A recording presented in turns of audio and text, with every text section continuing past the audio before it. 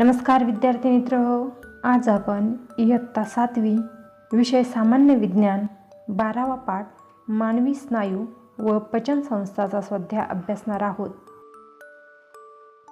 त्यामधील पहिला प्रश्न आहे, रिकाम्या जागी कंसातील योग्य शब्द लिहा। रिकामी जागा आहे, पचनाची क्रिया टिंबटिंब पासून सुरू होते। कंसात आहे जठर, मुख।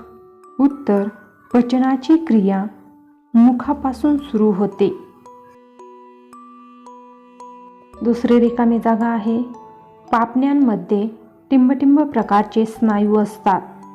कंसात आहे ऐच्छिक आणि अनैच्छिक। उत्तर, पापण्यांमध्ये ऐच्छिक प्रकारचे स्नायू असतात। तिसरी रिकामी जागा आहे, स्नायू संस्थेचे टिंबटिंब हे कार्य नाही। कंसात आहे रक्तपेशी बनवणे, हालचाल करणे। उत्तर, स्नायू संस्थेचे रक्तपेशी बनवणे हे कार्य नाही। चौथी रिकामी जागा आहे, हृदयाचे स्नायू हे टिंबटिंब असतात। कंसात आहे सामान्य स्नायू, हृद स्नायू।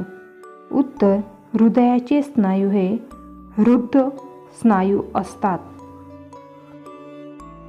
चौथी रिकामी जागा आहे, बारीक झालेले अन्न पुढे ढकलणे हे टिंबटिंबचे कार्य आहे। उत्तर, बारीक झालेले अन्न पुढे ढकलणे हे ग्रासनलिकेचे कार्य आहे।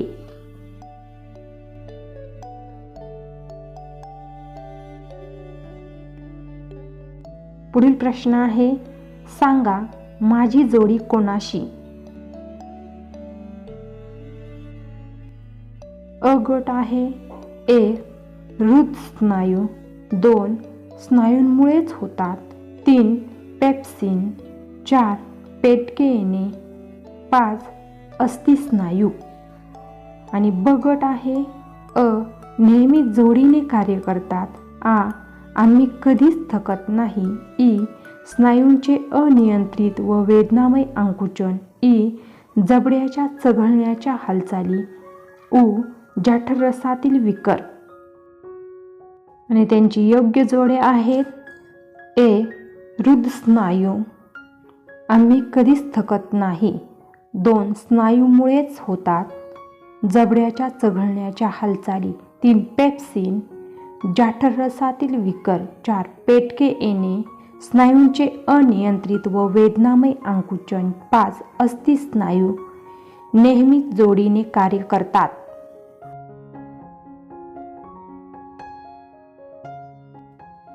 प्रश्न 3, खोटे कोण बोलतोय? अवयव आणि विधान।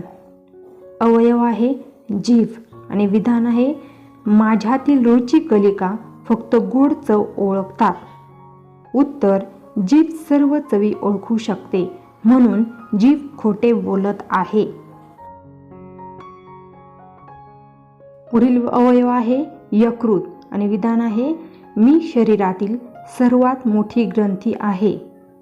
यकृत खरे बोलते। पुढील अवयव आहे मोठे आतडे आणि विधान आहे, माझी लांबी 7.5 मीटर आहे। उत्तर, मोठे आतडे खोटे बोलते, त्याची लांबी 1.5 मीटर आहे। पुढचा अवयव अपेंडिक्स, पचनाची क्रिया माझ्याशिवाय होऊच शकत नाही, हे विधान आहे। उत्तर, अपेंडिक्स खोटे बोलतो, कारण ते मानवी शरीरात कसलेच कार्य करीत नाही। अवयव आहे फुफ्फुस आणि विधान आहे, उत्सर्जनाच्या क्रियेत माझा महत्त्वाचा सहभाग असतो। उत्तर, फुफ्फुस थोडेसे खोटे बोलतो, त्याचाही उत्सर्जनाच्या क्रियेत सहभाग असतो, परंतु रुक्का इतका नाही।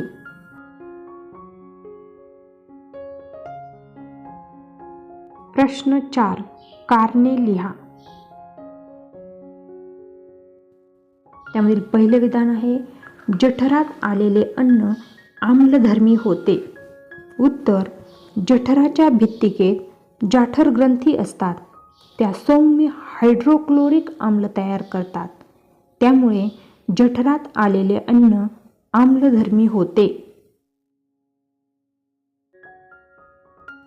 2. हृदयाच्या स्नायूंना अनैच्छिक स्नायू म्हणतात. उत्तर: हृदयाचे स्नायू आपल्या इच्छेवरून काम करीत नाहीत. ते मृदू प्रकारचे असून त्यांचे कार्य अविरतपणे चालू असते. म्हणून हृदयाच्या स्नायूंना अनैच्छिक स्नायू म्हणतात. 3. मादक पदार्थांचे सेवन करू नये.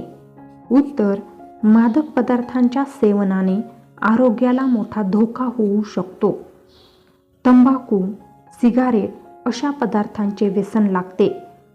कॅन्सरसारख्या अत्यंत भयानक रोगाला ते आमंत्रण असते.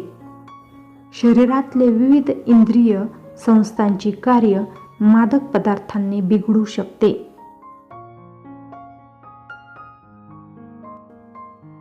4. तुमच्या शरीरातील स्नायू मजबूत व कार्यप्रवण हवेत. उत्तर: आपल्या आहाराच्या सवयी आणि व्यायामामुळे आपले स्नायू मजबूत आणि कार्यप्रवण होतात. ते जर व्यवस्थित नसले तर आपल्या शरीराला वेदना आणि व्याधी सुरू होतात. म्हणून शरीरातील स्नायू मजबूत व कार्यप्रवण हवेत.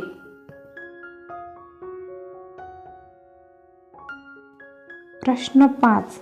खालील प्रश्नांची उत्तरे लिहा. त्यामधील पहिला प्रश्न आहे, स्नायू मुख्यतः किती प्रकारचे असतात व कोणकोणते? उत्तर: स्नायू मुख्यतः 3 प्रकारचे असतात. 1. अस्थिस्नायू किंवा ऐच्छिक स्नायू. 2. हृदयाचे स्नायू किंवा हृद स्नायू. 3. मृदू स्नायू किंवा अनैच्छिक स्नायू.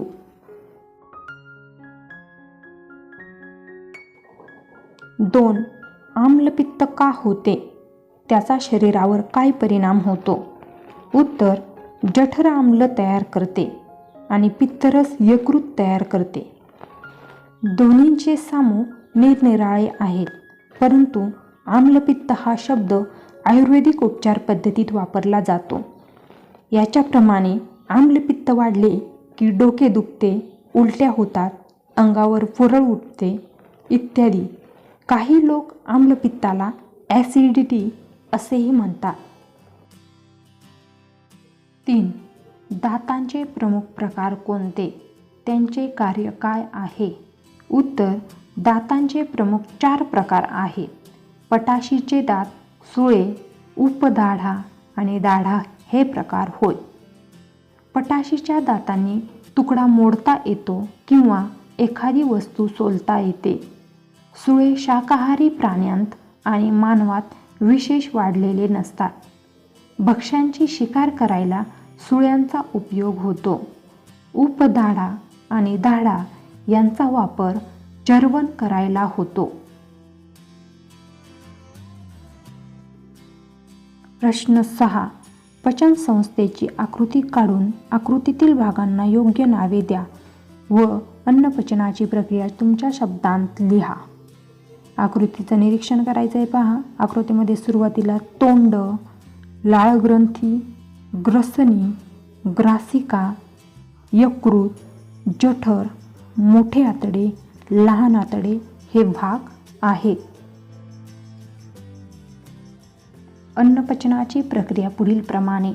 तोंडात अन्नाचा घास घेतल्यावर अन्न दातांच्या मदतीने बारीक केले जाते.